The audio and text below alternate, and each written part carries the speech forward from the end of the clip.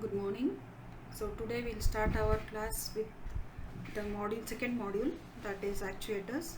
So the previous two classes we discussed on actuators and the second class was on diodes. Today we shall discuss about thyristors. Let us know what is a thyristor. As we have discussed in our previous class, a diode has two anode and a cathode. A thyristor has one more state called as gate pin. It has three pins. One is anode, cathode and a gate. The definition of a thyristor is like this. A thyristor is a solid state semiconductor device. It is a semiconductor device which is having four layers of alternating P and N type of materials. It acts as a bistable switch. Why it acts as a bistable switch means because it will conduct only when the gate receives a current trigger, and it will continue conducting until either the voltage across the device is reversed or until the voltage is removed. That's why, similar to a diode, a thyristor also conducts only in the forward condition. So that's why, similar to a diode, it is called as a forward biased condition only it will work. So a thyristor is a most important type of semiconductor device which is having four layers of alternating P and N type of materials. It can conduct current only in the forward biased condition. That means when the gate receives a particular voltage, it will try to trigger and it will try to conduct the current, or once it will stop conducting only when two conditions, when it is reverse biased or until the voltage is removed. These thyristors are made up of silicon material. Thyristors are made up of silicon material. It is a multi-layer semiconductor device. So it is a multi-layer semiconductor device. Since the material used for making the thyristor is a silicon, so sometimes thyristors are also referred as silicon controlled rectifiers. That's why the first part of that name silicon stands because of the material. The thyristors are made up of silicon material. It requires a gate signal to turn it on. Since the gate is a most essential part of a thyristor, this gate signal need to be turned on. So this on can also be called as controlled. Hence the second part of the name silicon controlled stands because of its on condition. And since this thyristor behaves like a rectifying diode or a rectifier, the third part of the name called as rectifier is given. So hence these thyristors are also known as silicon controlled rectifiers. Silicon controlled rectifier is another name of a thyristor.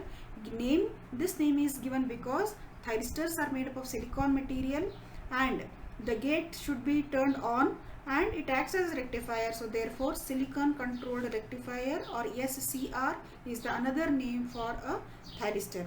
Figure below shows the symbol of a thyristor and its structure. So in the figure we can see that it has anode, cathode and as well as a gate. So the other figure, that is a structure, shows that the anode, cathode and gate are there. As I said, it has four layers of alternating P and N type. So we can see P, N and PN. This thyristor has three junctions. They are named as J1, J2 and J3. So this is about the thyristor symbol and the thyristor structure. How does a thyristor work? So when the thyristor is in operation, three states will be existing, and those three states are, the first one is called as reverse blocking. In this mode or in this state, the thyristor blocks the current as similar to a diode. As we see in a diode, the current never flows in the reversed biased condition. Similarly, in case of thyristor also, the current will be blocked in the same way as that of a reversed biased diode. So in such a condition, the thyristor can conduct only in one direction, that is in the forward biased condition or in the forward direction, and it will block the current in the reversed direction. Such a state is known as reverse blocking. Other condition or the other state is called as forward blocking. So what is forward blocking? In forward blocking, in this state, it blocks the forward current conduction. The thyristor operation will be such that it will block the forward current conduction that would normally be carried by a forward biased diode. So in this state, the thyristor will be in off state, and such a condition is called as forward blocking. The leakage current is known as off state current. Forward blocking is one wherein the thyristor will block the forward current, and that would be taking normally in a forward biased condition. In such case, the thyristor will be in a off state, and such a condition is called as forward blocking. The leakage current is known as off state current. The third state is called as forward conducting. Forward conducting is same as that of a forward biased state. In this mode, the thyristor will be triggered into conduction because of the current on the gate. When it is triggered, it will be conducting unless until the gate current is dropped or it is reversed. So current only needs to be applied to the gate, that's it, and the thyristor will be conducting continuously. The device will stop only when the forward current will drop below a threshold value. Once the thyristor stops, it indicates that the current in the forward current has been dropped to some value. That value which the current will drop to a minimum value is called as a threshold value, and it is also known as holding current. So these are the three different states of a thyristor operation. They are reverse blocking, forward conducting. So reverse blocking is the one which is similar to reverse biased condition. Forward blocking is the one wherein the forward conduction will continue only when there is a conduction will be taking only place only in the forward biased condition. But in such case, if the SCR is in off state, then it is called as forward blocking. Forward conducting is the one wherein the SCR will be conducting until the gate is receiving a particular current, and it will be conducting continuously until when the forward current will drop below a threshold value known as holding current. Few of the applications of thyristor where these thyristors are used. So thyristors are extensively used in power electronic circuits. Most of the power electronic circuits make use of thyristors. So few of them are like this. So they are mainly used for variable speed motor drives. So thyristors mainly are used for speed controls. So they are used for reducing the speed for motor drives. They are also used for controlling high power electrical applications. So most of the electrical applications wherein the power control mechanism will be done by these thyristors. They are also used in AC motors, lights, welding machines, all make use of thyristors. They are also used for current limiter and circuit breaker. So thyristors are used for breaking the circuits, so they are called as circuit breaker. Thyristors are also used for switching speed and low conduction wherever in case of emitter turn off thyristor. One of the thyristor known as emitter turn off thyristor makes use of this type of thyristors where they are used for fast switching speed and low conduction. They are also used in televisions and movie theaters for light dimmers, and they are used for flashes in photography. They are used in burglar alarms, so there we find thyristor. They are also used for controlling the feed of the span. They are also used in car ignition switches. So few of the thyristor applications have been listed here. What are the advantages of thyristor? Advantages of thyristors are many. Few of them are, these thyristors are low cost. The cost of the thyristor is less, and they are able to control AC power. And since it takes less time, so that is very advantageous. So they take very less time to operate, and their operating frequency is large. Thyristor switches can operate with a larger frequency. Because of their size, they consume less space, so they require less space when compared to mechanical switches. So that is why space consumption is less, and they can be used for robust operations. So for robust operations, thyristors are most suitable. The cost of a thyristor, maintenance cost of a thyristor is very less. and we can very easily control for it is very easy to control the operation of a thyristor. So therefore they are very easy to be used for sophisticated controlling mechanisms. Power handling capacity is very good.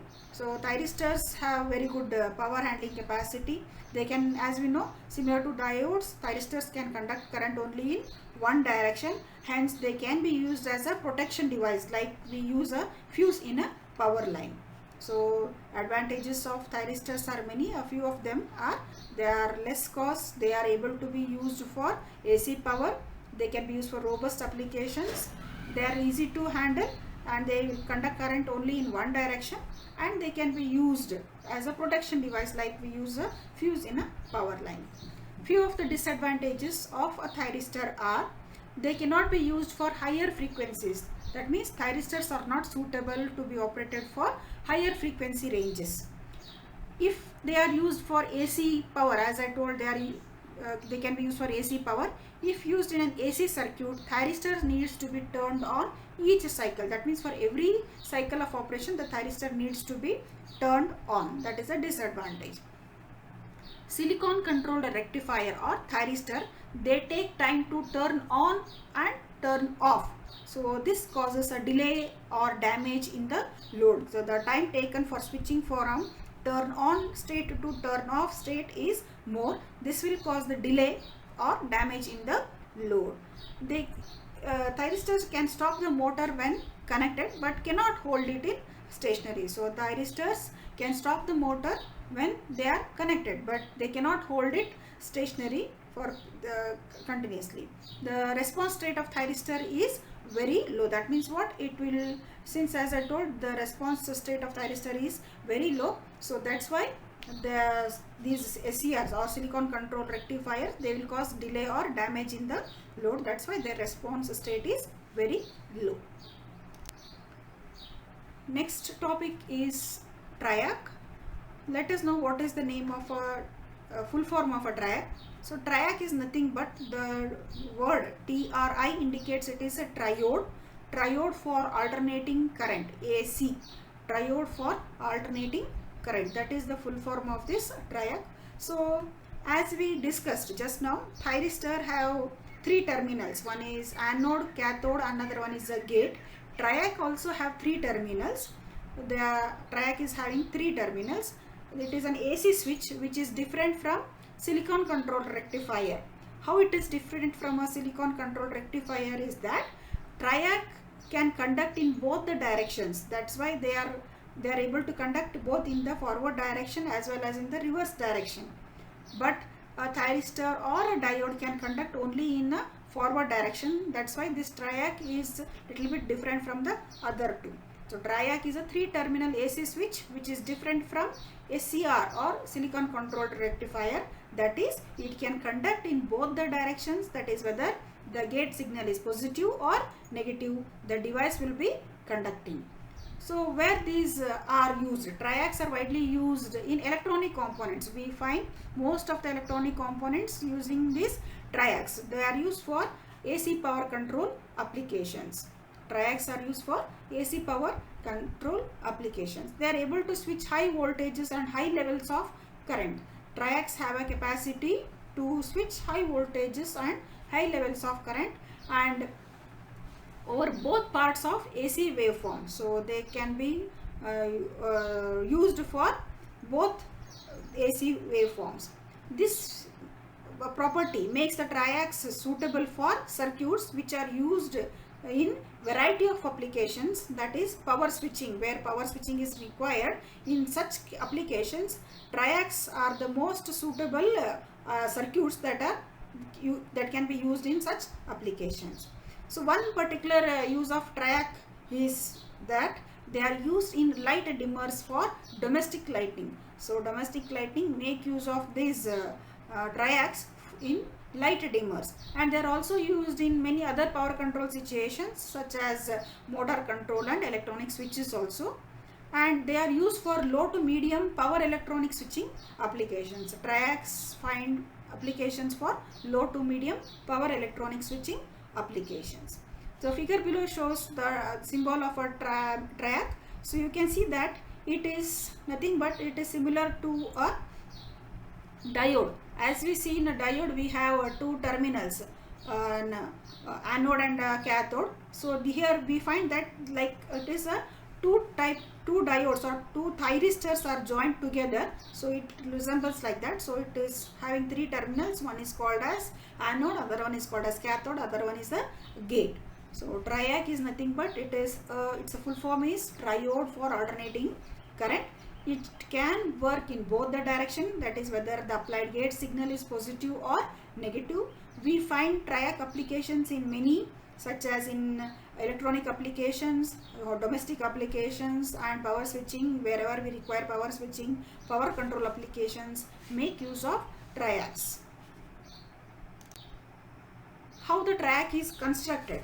So the figure below shows the construction of a triac. So we can see here that triac is a combination of two silicon controlled rectifiers.